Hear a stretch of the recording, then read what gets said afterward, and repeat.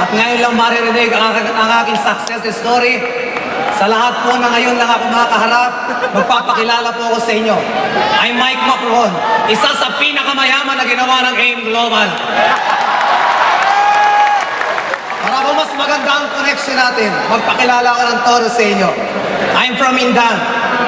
Ang bahay po namin malapit lang sa Tagaytay. Kung mabilis kang tumakbo, 15 minutes lang sa Tagaytay ka na. Who cares?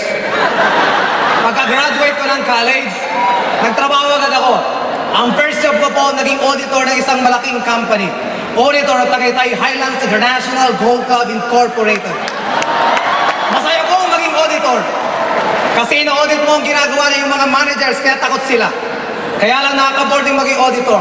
8 to 5 papasok ka, puro computer, puro papers. Patingin sa lahat, kaya nakaka-board yung mga kasamahan kong babae, hindi naman kagandahan ang mukha, babati pa sa'yo. Good morning, Mike. Anong morning ang pangit mo? Ayaw ko po ng pangit kasama. Yan mga, nung na-board na po ako maging auditor, nag-apply po ako sa SM. Sino na po nakapunta na SM? Nakakita na SM. Narinig na may SM. Nag-apply po ako sa SM.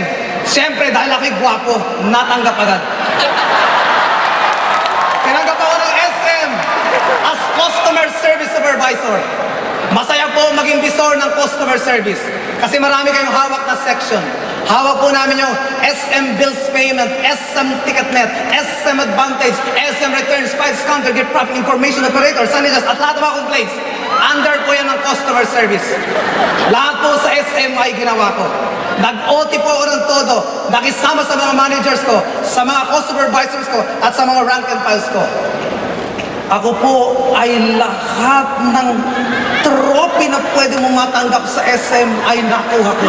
Lahat ng medalya, Best Employee of the Year, Best Employee of the Month. Pero isa lang ang napansin ko, kahit isang bisikleta, wala akong nabili. Ginawa ko naman ang lahat. Nagsipag ako at nangangarap na one day makukuha ko ang aking pangarap. Dahil isang araw ay magiging manager ako. Pero nagkamali ako. Until one day.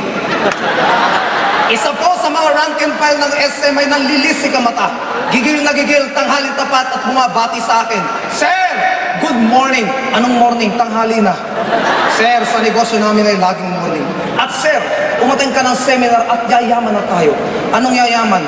Iyong Meralco mo, bayaran mo muna. Putulang tuang ang ilaw sa bahay mo. Kinukulit ako umattend ng seminar. And umattend nga ako. Almost 7 years ago. Tandang-tanda ko po na umattend ako ng seminar. Ang speaker that time ay estudyante lamang. Third year college.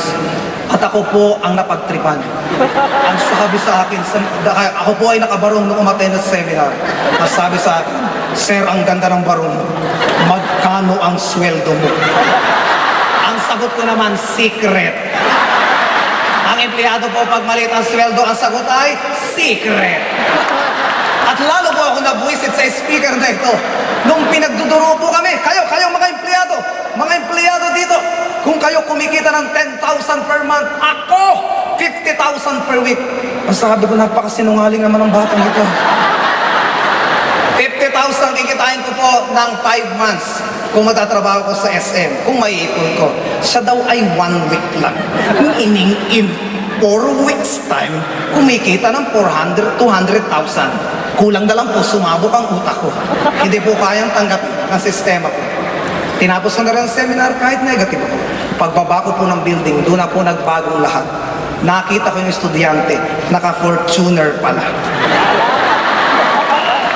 Nasaktan po ako. Imagine niyo, nakabarong. Ang tawag na lahat sa akin ay Sir. 2 kurso ang natapos.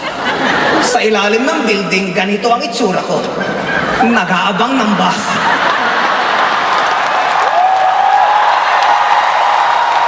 Samantala ito estudyante, naka-Fortuner na. Kaya nilapitan ko na po, binabahan ko na yung pride ko. Sabi ko, ay tutoy pa rito ka. Ano ang ginawa mo? Ano ba ang dapat kong gawin para yumaman din akong kagaya mo? Ang sagot mo ng bata, Sir, magpitong ulo ka. Ang walang yung batang ito, isa lang ulo ko, pag-ipitong pa ako. Hirap na nga ako sa isa. And the rest is history. And ginawa ko pong AIM Global. Ano po ang nangyari sa akin? In my 2 months time, nakabili po ako ng Honda Civic na kotse. May palapakan nyo naman. In my 5 months time, nakabili po ako ng condominium. Palapakan nyo naman. At nagsunod-sunod na po siya. Nakapagpatayo po ako ng malaking bigasan, bigay ko lang sa nanay at tatay ko. May palapakan nyo naman yan. Teka muna, bakit ko ba kinikwento ang tungkol sa nanay ko at sa tatay ko? Mga kapatid, hindi ko magagawa lahat ng yun kung wala akong pera. You cannot give what you do not have. Aminin ko po sa inyo, mga distributors ng AIM Global, lalo na yung mga bago pa rito. Noong first year, second year ko pong ginagawa ang AIM Global, sobrang busy ko po, sobrang hirap po ako. At higit sa lahat, nakakalimutan ko minsan ang time para sa parents ko. Pero, nung ginawa ko po ng todo ang AIM Global, nabago lahat. Nabago ang lahat ng sitwasyon sa family. Well,